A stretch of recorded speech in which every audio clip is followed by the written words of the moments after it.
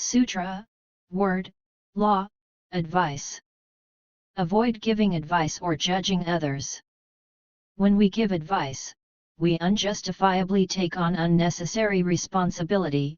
When we judge, we improperly assume the role of a judge. A ram gave advice to a goat and got into trouble himself. With a somewhat blunt straightforwardness, this Russian proverb warns against the excessive desire to hand out advice.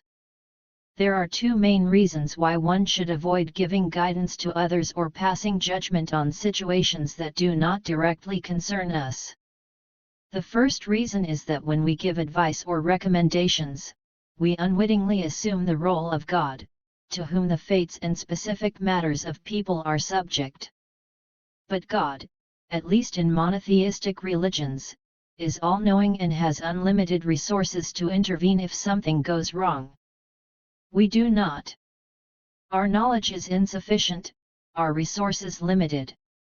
Of course, if we are in the Forbes top 10 richest people, this somewhat simplifies matters, but even then, not in every case. First of all, we can never fully know the real situation of the person we are advising. Often, people don't fully reveal themselves, whether consciously or not. Moreover, we may simply be very different from the person we are trying to set on the right path. We end up giving advice without understanding the full context. As Bernard Shaw said, "Do not impose on others what you want for yourself, tastes differ." Let's recall a situation from Lermontov's novel A Hero of Our Time. In it, a certain captain takes on the role of a confidant to the cornet Grushnitki in his rivalry with the experienced Pechorin. A clever plan is devised, to challenge Pechorin to a deadly duel, hoping that Pechorin would back down at the last moment and ask Grushnitki for forgiveness. Meanwhile, Grushnitki would remain safe, as Pechorin's pistol was to be loaded with a blank. However, the self-satisfied captain did not fully understand Grushnitki's nature, nor did he comprehend Pechorin. And circumstances played out against the schemers. At the critical moment, when the rivals stood on the edge of the precipice, things didn't go as planned. Pechorin exposed the treachery and demanded the pistol be reloaded, while Grushnitki's remaining traces of nobility, which his advisor captain entirely lacked, came to the fore. The result? The duel ended tragically for Grushnitki. The one who can distinguish good advice from bad does not need anyone else's advice. Lawrence Peter. The second reason to avoid giving advice is that when we offer specific guidance, we take responsibility for the outcome. We expand our zone of responsibility unnecessarily. For example, giving advice is a realtor's or lawyer's job when it comes to real estate or legal matters. If their advice is wrong, they will suffer moral, reputational, and possibly financial damage. However, this is part of their job. They get paid for it, build careers, and accept the risks. Now, imagine you, out of kindness, advised a friend or acquaintance to buy a cozy apartment on the top floor of a 20-story building with a beautiful view of the surroundings. But what if the apartment's roof starts leaking, or the building develops cracks? Your friend may involuntarily blame you, even though you couldn't have foreseen these issues. As a result, you might feel guilty, mixed with resentment, and your friendship may be threatened. If we give advice, we must clarify that it is only our opinion and that the final decision and responsibility lie with the person themselves. Psychologists' professional ethics even prohibit them from giving categorical advice on personal life matters, such as whether to marry, divorce, or take a job. If a psychologist does this, it may be time for them to seek personal therapy to remove their self-assumed halo. You cannot correct a done deal with advice. Everyone readily gives advice, but few take responsibility for it. Tacitus. Ancient Greeks, before undertaking any significant venture, would consult the gods. But even after consulting oracles, they often had to take responsibility for interpreting these signs and for the outcome. In modern life, responsibility for actions rests mainly on the individual. Take advice from a friend, but do not lose your own mind, says an Azerbaijani proverb. Many people dislike interference in their affairs. As English Enlightenment figure Joseph Addison noted, people receive advice with great reluctance.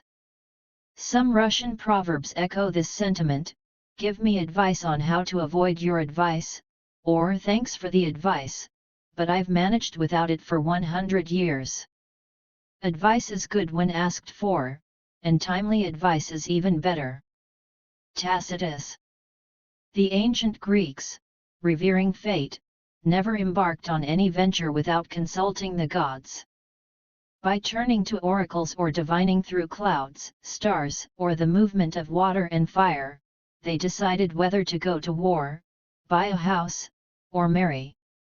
However, since the oracle rarely gave straightforward answers and its predictions could be interpreted in various ways, even with the help of sacred forces, a person had to take part of the responsibility upon themselves.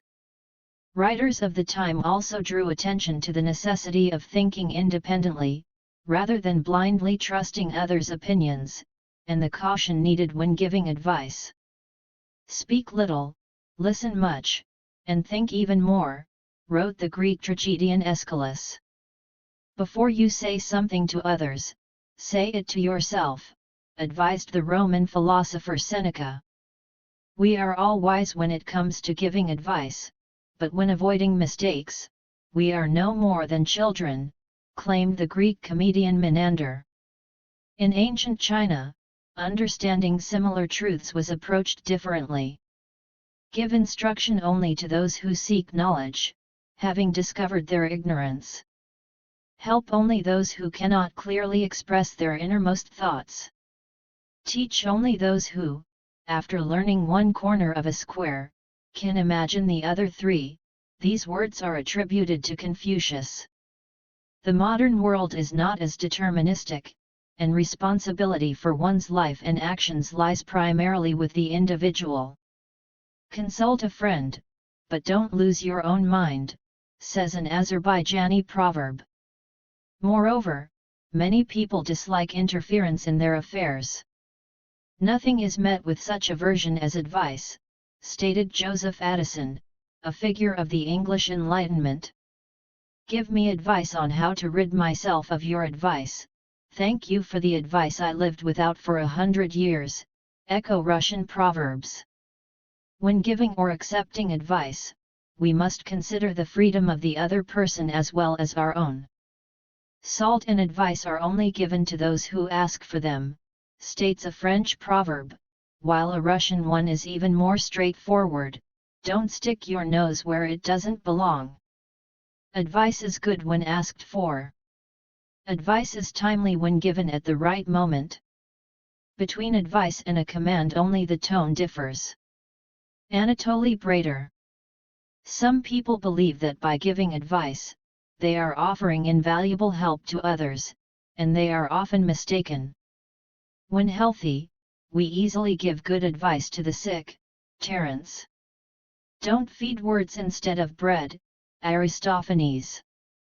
Good deeds, more eloquent than any advice, can truly help those in need. One good example is better than 1,000 good pieces of advice, Uzbek proverb. There are many advisors, but no helpers, Russian proverb. What drives people to interfere in others' lives and judge them, taking on the role of a judge? Often, it is their own complexes. These drive people to prove their importance, significance, and usefulness by assuming the position of a teacher or mentor. In doing so, they forget the biblical wisdom, judge not, that ye be not judged. Or, as Proverbs say, judge not others, and you will not be judged by them. Do not point to someone else's yard, lest they point at yours with a pitchfork. One must be cautious with judgment, for we may not know the true situation. As early as the 6th century BCE, the ancient Greek poet Aesop, in the fable Two Bags, told how Prometheus, having created man, hung 2 bags on him, one with others' sins in front, and one with his own behind. Thus, a person does not see their own flaws, while others' sins are always before their eyes. The Gospel of Matthew puts it this way: you see the speck in your brother's eye but fail to notice the log in your own. Matthew 7:3. Folk wisdom sometimes reflects an even harsher attitude towards unsolicited advisors. It's better to pull out a splinter, a loose tooth, and a bad advisor by the root. In philosophy, the principle of withholding judgment epike in Greek was adhered to by ancient skepticism. Those who refrain from unfounded judgments, according to them, not only maintain a reputation for wisdom but also avoid committing wrongs based on unreliable or even outright erroneous judgments. Advice is information given by someone who cannot use it, to someone who does not want it. Anonymous. The ram gave the goat advice and ended up in trouble himself. To some extent, Christianity expanded on this position: judge not, that ye be not judged, for with what judgment ye judge, ye shall be judged, and with what measure ye mete, it shall be measured to you again. Matthew 7:1-2. Let's also recall what Jesus said in defense of the adulteress: let him who is without sin cast the first stone. John 8:7. Christian ascetics often had a complex relationship with the desire to advise others. He who admonishes or advises the proud is like someone pouring water into a broken vessel or speaking to a bird flying by, said Anthony the Great. Ephraim the Syrian observed, evil advice, when accepted, can become a deadly poison. A person living according to the laws and traditions of society is accustomed to evaluating their behavior and that of others. Often, without noticing their own flaws and minor sins, they focus on solving others' major transgressions. The trouble isn't just that they violate others' personal boundaries, but that they assume the role of judge and prophet, claiming to know the truth and the essence of things. What may be good for one person may be a sin for another. In Islam, for example, it is believed that Allah has prepared a unique path for each individual, complete with both good and bad deeds. Human nature often leads people to place themselves above others, especially those who enjoy giving advice and instructions. In doing so, they show that they have supposedly learned more about truth, good, and evil than others. But ultimately, only Allah knows this for certain. Indeed, with Allah is knowledge of the hour. He sends down the rain and knows what is in the wombs, but no soul knows what it will earn tomorrow, and no soul knows in what land it will die. Indeed, Allah is knowing and acquainted. Quran 31:34. The one who asks for advice is foolish, the one who gives it is presumptuous. One can advise only in matters they themselves are involved in. Johann Wolfgang von Goethe. All advice is good when it appeals to reason. I always pass along good advice. It's the only thing to do with it. Oscar Wilde. By advising and judging others, a person assumes the role of the Almighty, which is a grave sin in Islam, a departure from true monotheism. Indeed, Allah does not forgive association with Him. Quran 4:116. Instead of offering advice, Muslim authorities suggest believers first pay attention to themselves and their own sins, reflecting on how they should correct their own lives. Often, when judging others, people tend to justify their own sins and misdeeds. Therefore, before preaching the truth to others, one must first walk in it themselves, humbly setting aside pride and arrogance. It is notable that during the Middle Ages, when Sharia law flourished, authoritative ulamas, Muslim theologians and jurists, considered it a thankless task to accept appointments as judges, qadis, from emirs, sultans, and caliphs. Within the Muslim world, there was a dual attitude towards the judiciary. On the one hand, it elevated a person, promising them honor and respect, as being a judge was seen as fulfilling a religious duty to the community of believers.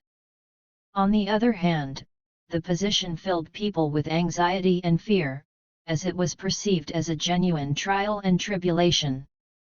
The challenge was not only the temptations judges faced, bribes, gifts, the possibility of arbitrary rulings, but also the perilous path they were treading. A misjudgment or unjust act could lead to severe punishment in the hereafter.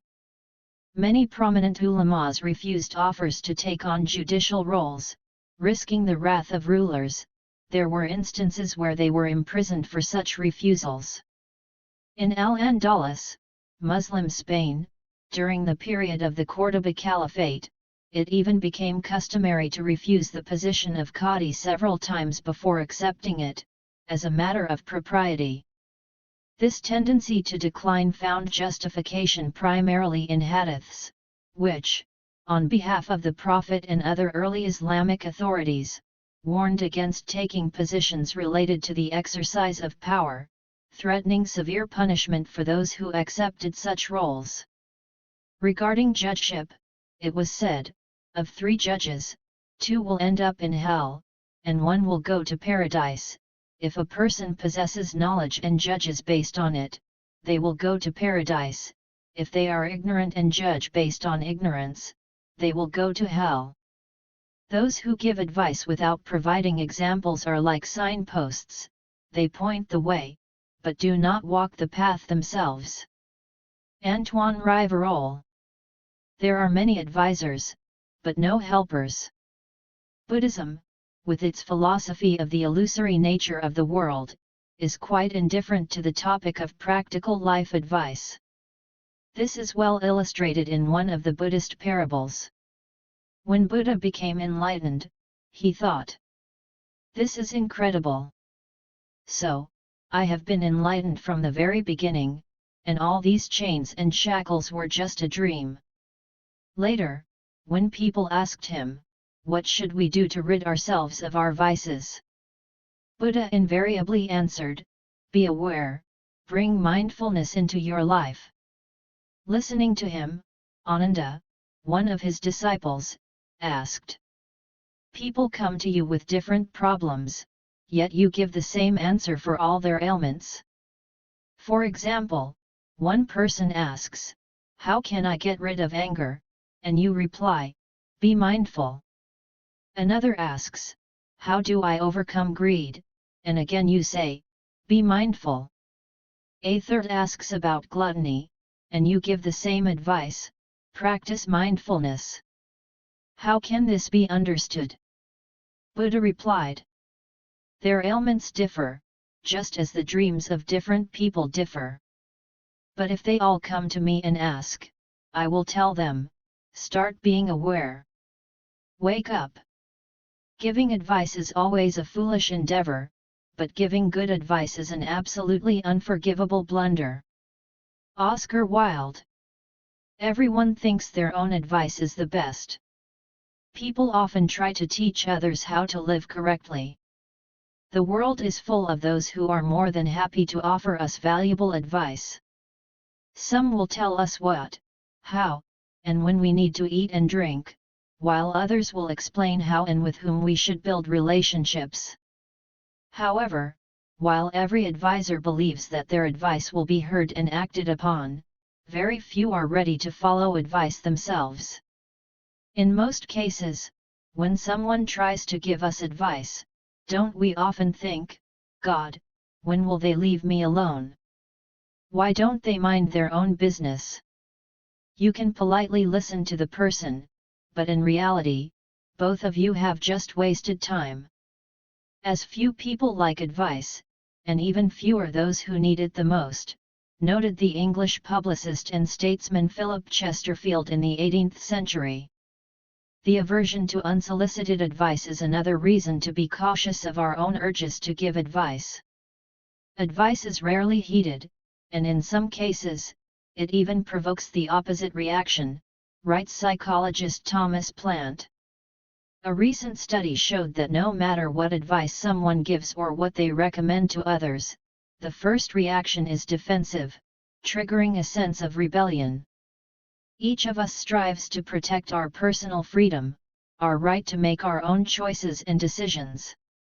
This is the primary reason why unsolicited advice irritates and offends people, as they perceive it as a sign of disrespect and a low opinion of their personal qualities. When we insist on our new diet or recommend that our friends or relatives change their lifestyle and eating habits, we risk offending them. Our advice may be interpreted by others as a negative assessment of their appearance, intelligence, or lifestyle. People begin to think they look bad in our eyes, and therefore, communicating with us becomes a source of stress for them. They fear facing another dose of criticism.